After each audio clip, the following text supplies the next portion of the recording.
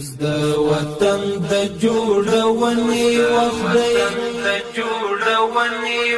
دی اوس په دې خاوره د جنګونو پر ځای د کارتای مامورین سلولاري د بیارغونې چارې پیل شوې.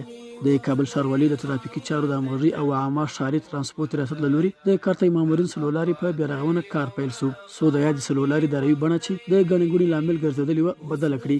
له اساسي چارو وروسته به د سلولاري په ترافیکي برېښنایي نښو هم سمبال شي. د وطن د جوړونې وخت دی اوس په دې خاوره د جنګونو پر ځای د آبادۍ او رغونې وخت دی